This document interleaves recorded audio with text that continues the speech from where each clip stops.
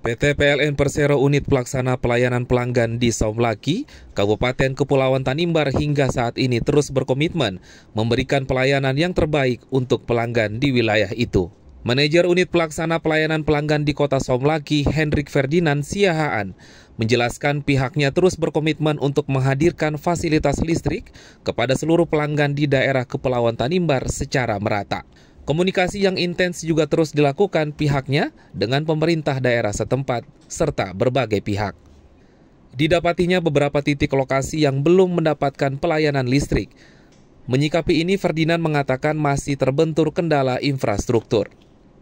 Baik itu infrastruktur kelistrikan serta infrastruktur jalan ke setiap wilayah yang masih belum memadai. Untuk itu pihaknya akan terus berkomitmen untuk memastikan seluruh masyarakat di Kabupaten Kepulauan Tanimbar mendapatkan pelayanan listrik hingga 100%. Dari Somlaki, Kabupaten Kepulauan Tanimbar, kontributor TVRI, Redemptor Reresi, melaporkan.